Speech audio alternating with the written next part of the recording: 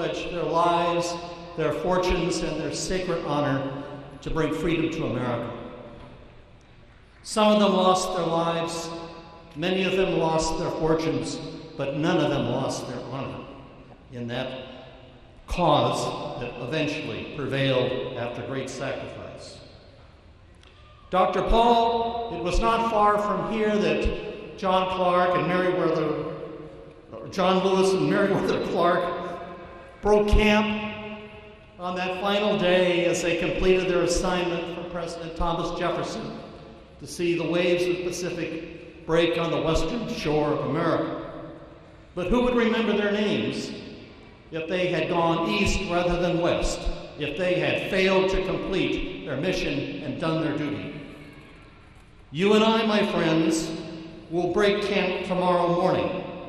Every one of us will do our duty to complete our voyage for Dr. Paul and the ideals he represents. We will, every one of us, go to our precinct caucuses and vote for Ron Paul delegates to carry on the fight at the next level. We stand with you. We stand with you. Dr. Paul, lead us to the battle. We're ready for the fight.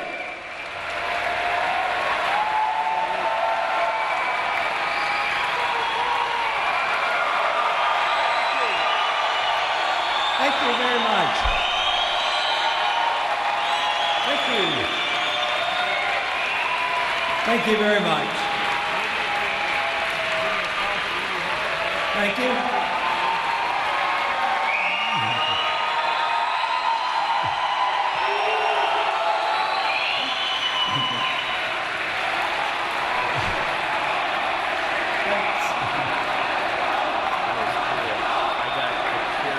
Thank you very much. Judge Sanders, thank you very much for that very nice introduction, and thank you for that very nice welcome. Would like you to recognize my wife Carol over here. And our granddaughter Linda's with us today as well. No, it is a real delight to be here today, and it sounds like there's a lot of enthusiasm. Are we going to have a good day tomorrow? That's really the question. That's good, and you know, the Republican Party and the Republicans keep saying they're looking for a candidate that can beat Obama. And yet, you know, I've counted them up, and I know this number is exactly right. 2,172 times in the media, they say, Ron Paul's a nice guy, but he can't win, so don't vote for him. I'm just making up the number, but you know you've heard that a few times.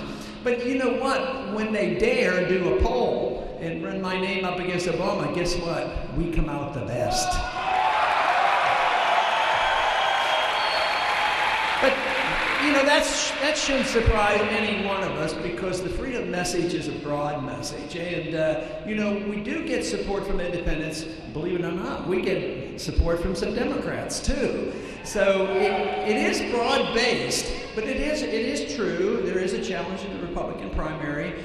But the whole problem that the country has is that we are so polarized that we have, in one way, they're fighting over power. At the same time, they believe in the same thing. Does the foreign policy ever change? Republican or Democrat? No. War after war and keep going. Preventive war and drone missiles and what about civil liberties?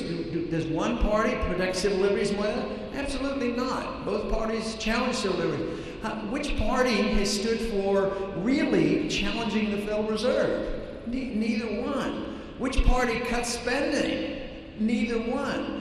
So if you can get a candidate, we'll start talking to Post Group, because freedom brings us together, maybe for a different reason. It's freedom that can win, and freedom should bring all of us together to solve our problem.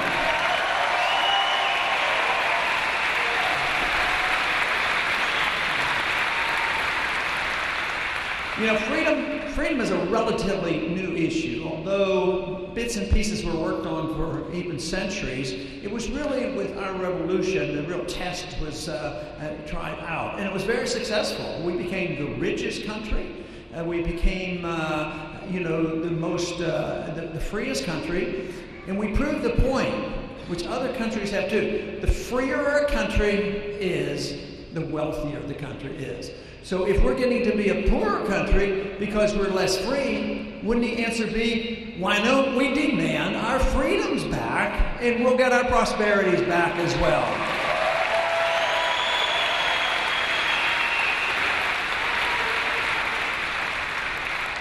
But I'm afraid we're letting it slip away. The freedom test that we've had in the last 100 years, I think, has been severely eroded. And we've lost our confidence.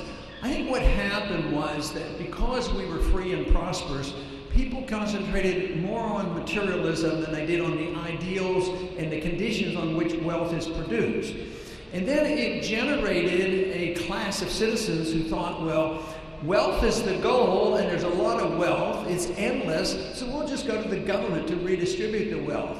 At both ends of the spectrum, and the welfare state evolved. They said, well, the welfare is to help a few poor people, to make sure nobody falls through the crack, not realizing that it introduced a notion that the principle was that the government could redistribute wealth. Guess who jumped on it? It was the wealthy who jumped on the redistribution of wealth. They pretend to help the poor, they throw crumbs to the poor, and guess what? The wealthy gets the bailouts, they get all the benefits, they benefit from the inflation, they benefit from the destruction of the currency, they benefit from the contracts. At the same time, we set up programs like housing programs. But what happens when the crunch comes? The rich get bailed out, the middle class lose their jobs, and the people lose their houses.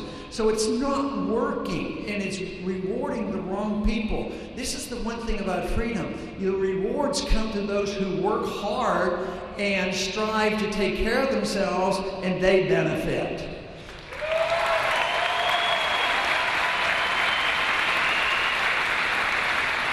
But there's no doubt we've been going in the wrong direction. I read a figure in the newspaper this morning that sort of tells us a story.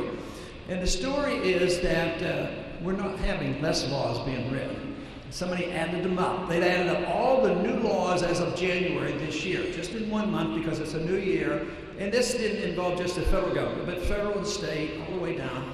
There were 40,000 new laws put on the books, just in 1 month. I would say that we should work for the day where we can take 40,000 laws off the books in a month.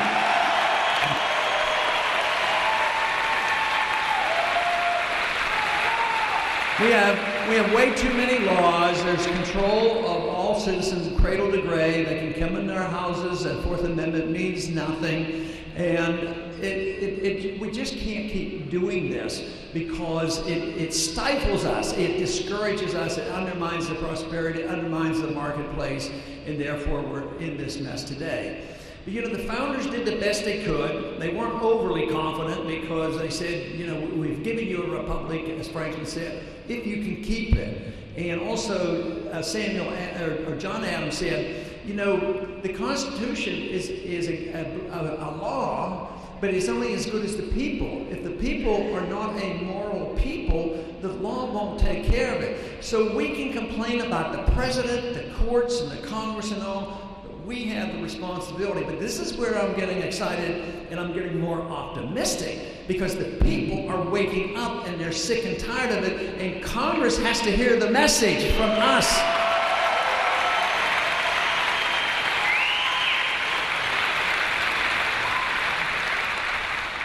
I always figure the politicians in Washington are at least 10 or 20 years behind the times, and they have no idea what's happening at the grassroots right now. You take the money issue, for instance. We talk about the power seeking of both parties, but if you talk about the money issue, everybody has an interest in it. Money, the currency, is 1/2 of every transaction we have, whether you get paid or buy something or sell something, it's half of the transaction. That's important. But this is not a Republican issue or a conservative issue. It should be everybody's issue, and it is. Right now, because we've called attention to the importance of the monetary system, 80% of the American people agree at least what we ought to have is a full audit of the Fed and find out what they've been doing.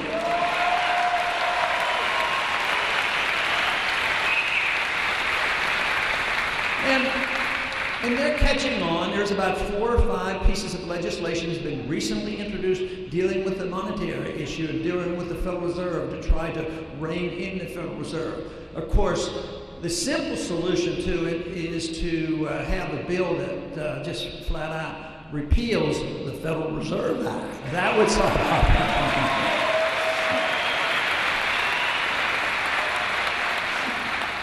You know, this week I went back to Washington on Wednesday. I don't know if you noticed, but Bernanke was before the banking committee. And I had to stop in and say hello to my friend, Ben. How are you doing these days? But I asked him a few questions. I pointed out to him, you know, about the price of gasoline and silver. He makes fun of paper, of course. And he says, anybody who's concerned about inflation are the kind of people who take their money and store it in their mattress. But of course, putting it in a CD doesn't help you very much either. You might have trouble getting out of the bank. At least you have the mattress, you get the money back out again. But you know, I pointed out to him, you know, that when he came into office, if you had an ounce of silver, you could get 4 gallons of gasoline. Today, you can, with an ounce of silver, you can buy 11 gallons of gasoline, which means that if you have an old silver dime, it's almost enough to buy an entire gallon of gasoline. And what does it cost now? $3.50, $4, and it's going up? He's destroying the value of the money, and the people recognize it. Every so often in history, whether it was back in Roman times or whenever, when the government eventually destroys the money, the people lose trust, the government goes broke, and there has to be a monetary reform. And we're verging on this. It's getting close. Now, it's been insidious for 99 years. The Fed was started in 1913. 99 years, it's gotten rid of 98% of the value of the 1913 dollar. And yet the end stage of the currency comes rather rapidly. We haven't had that example except under the continental dollar. That's why the founder said, don't ever allow the politicians to print the money, use only gold and silver as legal tender, and you can't have a central bank. So they put all that in the Constitution. But currencies, when they slip and slide and the value is destroyed, eventually the end stages go rather rapidly. Just think of Mexico or Zimbabwe or Germany, these other places, because the value is eventually lost in a hurry. Right now, there's still a fair amount of trust, undeservedly, in the U.S. dollar because we're the reserve currency of the dollar. We're still printing money and buying stuff from overseas. And they expect the dollar and you to bail out Europe. That's really the plan. Now, the European banks and the central banks of Europe are in big trouble, and they have not resolved it because the debt at this condition has to be defaulted on, it has to be liquidated. You have to wipe it off the books so you can get stuck back to economic growth. But they won't allow that to happen because it would hurt the banks. Now, I think when we get in a mess like this, people who've been making a lot of money, if they're bankrupt,